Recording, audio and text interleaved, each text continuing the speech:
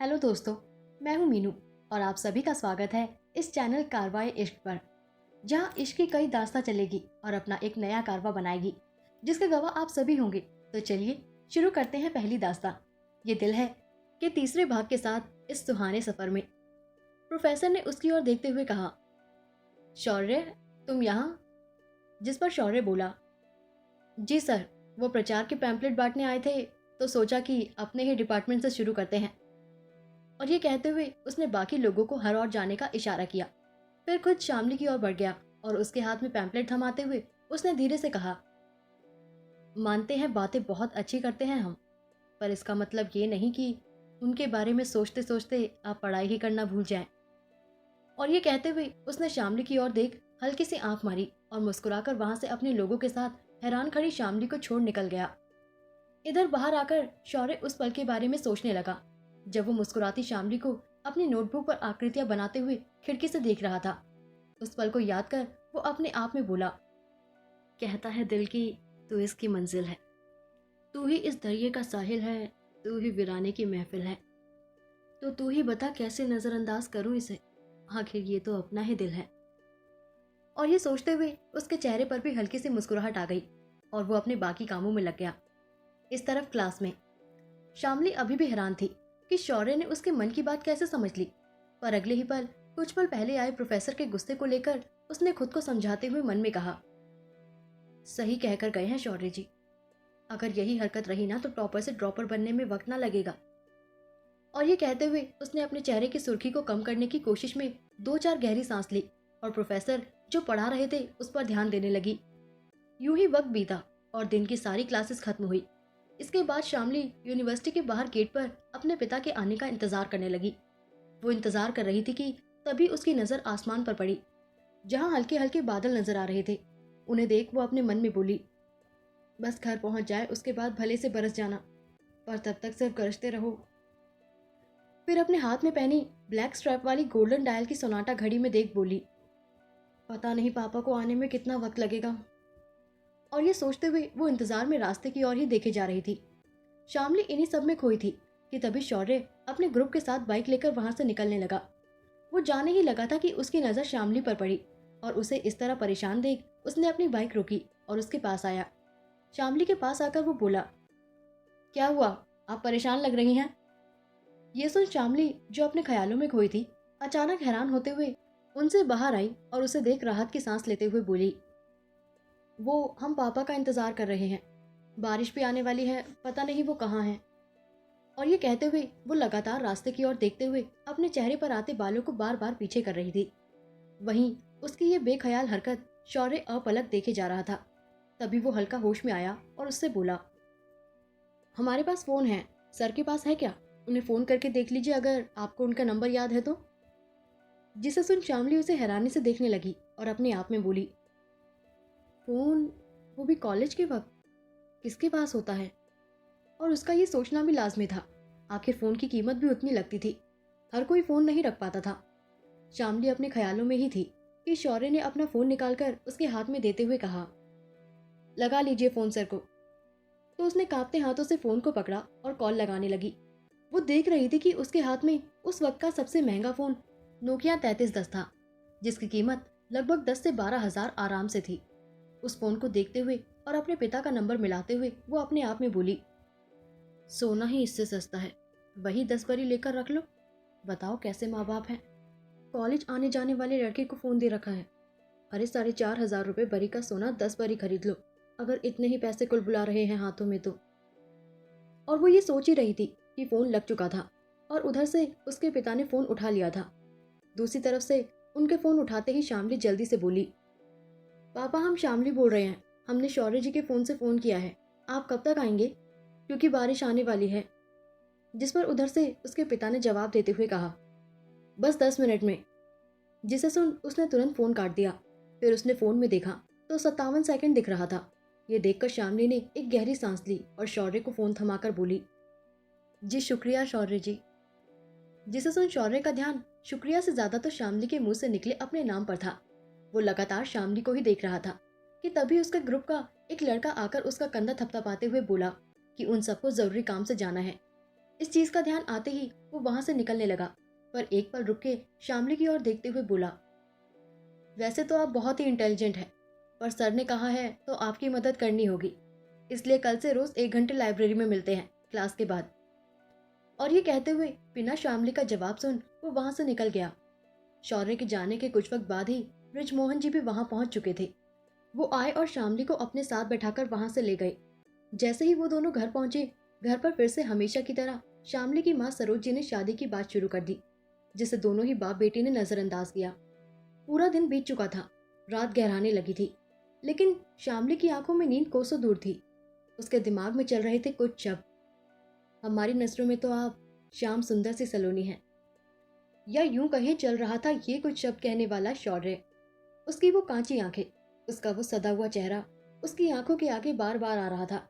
शौर्य के चेहरे के बारे में सोचते हुए ही वो शर्माकर अपना चेहरा तकिए में छुपाकर सोने की कोशिश करने लगी। बहुत कश्मकश के बाद आखिर नींद की आगोश में चली ही गई। अगली सुबह शामली तैयार होने लगी कि तभी आईने में खुद को देखा और वो मुस्कुराई। इस वक्त उसके मन में कुछ आया और उसने काजल उठाकर अपनी आंखों पर हल्का सा लगाते हुए हल्की सी लिपस्टिक की लाली अपने होठों पर सजाई और मुस्कुराकर अपने पहने सादे गहरे बैंगनी रंग के कढ़ाई किए हुए सूट को देख अपनी चोटी गूंदने लगी। पूरी तरह तैयार होकर जैसे ही वो बाहर आई, उसके पिता उसे देख मुस्कुराकर बोले, अरे वाह, कितनी प्यारी लग रही हो आज। चलो नाश्ता करो, फिर कॉलेज छोड़ देते हैं। जिसे सुन उसके चेहरे पर भी एक प्यारी सी मुस्कुराहट आ गई। वो दोनों नाश्ते की टेबल पर आए ही थे कि तभी मृदुला जी और सरोज जी ने उसे देख मुंह बना लिया। मृदुला जी उसे देखते हुए बोली, ये क्या पहन रखा है? अरे रंग अच्छा नहीं है तो कम से कम ढंग के रंग के कपड़े तो पहनो। फिर अपनी भाभी की तरफ देख उनसे बोली, देखो भाभी, तुमको कह रही हैं क्योंकि इन दोनों बाप बेटी को बोलने का तो कोई फायदा नहीं है। इस रंग में और ज्यादा सांवली लग रही है। समझाओ इसको और ढंग के कपड़े दिलवाओ, वरना ऐसे दिखती रही ना तो कर लिया किसी ने पसंद और कर लिया ब्याह। उनकी बात पर सरोज जी भी अपनी बेटी की ओर देख बोली, सही कह रही है बड़की दीदी, कभी तो ढंग से रहा करो ना बेटा। एक तो कपड़ा ऐसे पहनी हो, ऊपर से काजल लगा ली जिससे सांवलापन उभर जाता है, उस पर भी होठों को हल्का गुलाबी पोत दी। कभी कुछ सोच समझकर काम किया करो। इतनी अफसरों जैसी पढ़ाई का क्या फायदा अगर इतना ही ना पता हो कि रंग कौन सा सांवले लोगों पर अच्छा लगता है और कौन सा नहीं। कहते हुए वो सबके कप में चाय डालने लगी, सिवाय शामली के। वही मृदुला जी और सरोज जी ने जो कहा, उसने शामली की आंखों में नमी लाने के साथ ही उसके चेहरे की मुस्कुराहट को फीका कर दिया। लेकिन उसने उनसे कुछ नहीं कहा और बस अपने लिए चाय का जग उठाकर अपने कप में चाय डालने लगी। पर इस वक्त सरोज जी उसके हाथ से जग लेते हुए बोली, कितनी बार बोले हैं कि चाय मत पियो, रंग और पक्का हो जाएगा, पर नहीं, तुमको सुनना ही नहीं है। कहते हुए उनके गुस्से ने आग पकड़ ली और वो आगे भड़कते हुए बोली, जो बोलेंगे हमेशा उसका उल्टा करना है। पढ़ाई लिखाई ज्यादा करने के लिए मना करते हैं ताकि शादी में अड़चन ना आए, पर नहीं, वो करना है। फिर बाकी चीजों में भी नहीं माननी है। क्या चाहती हो तुम मर जाए हम तुम्हारी शादी की चिंता करते करते?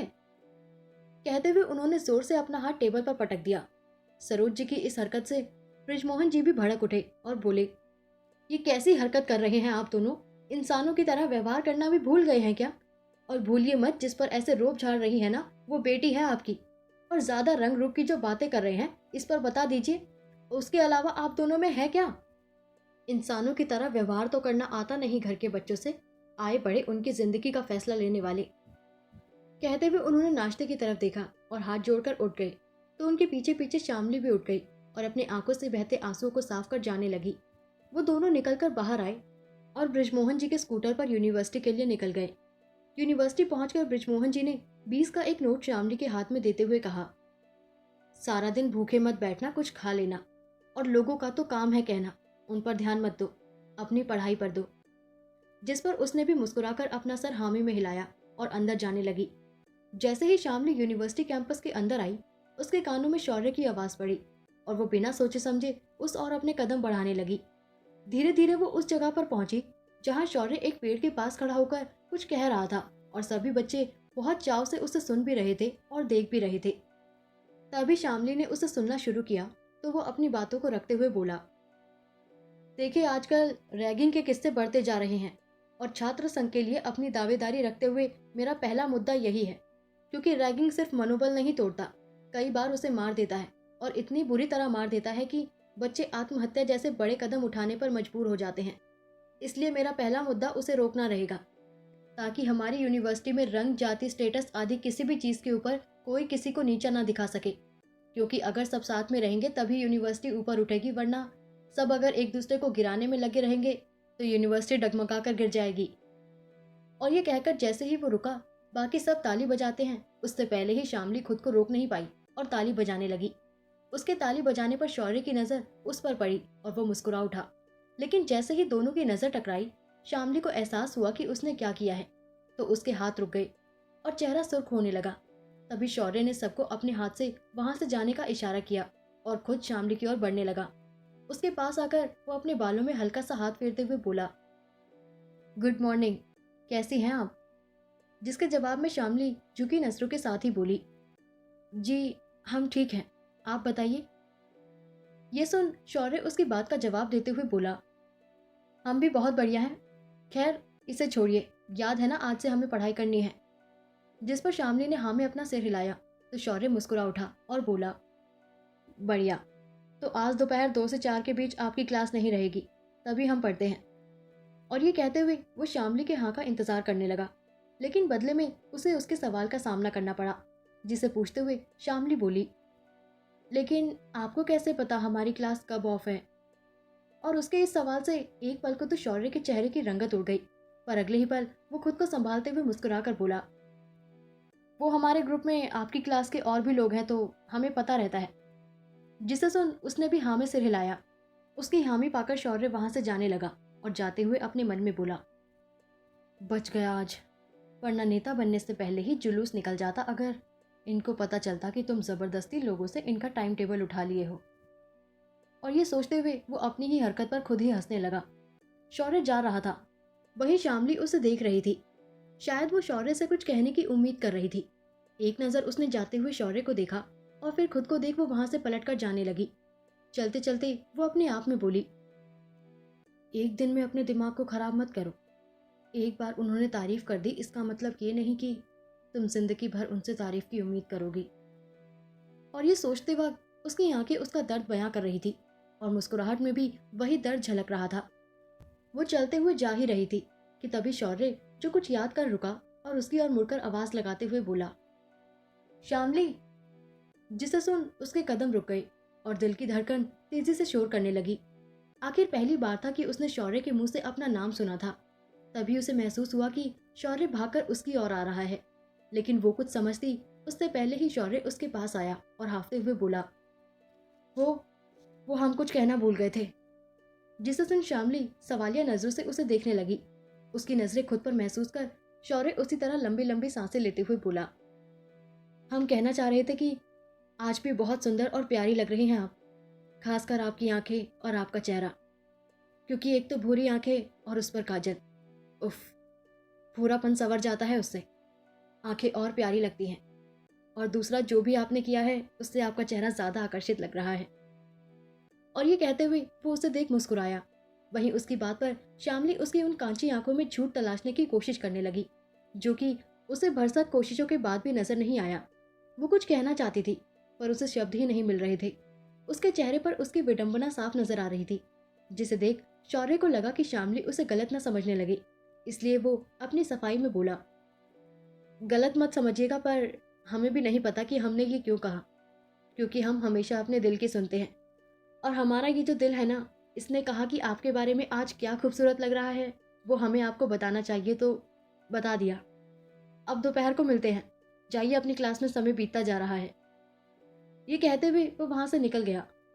वहीं शामली भी क्लास में चली तो गई, पर उसका मन अभी भी उसकी बातों पर उलझा था।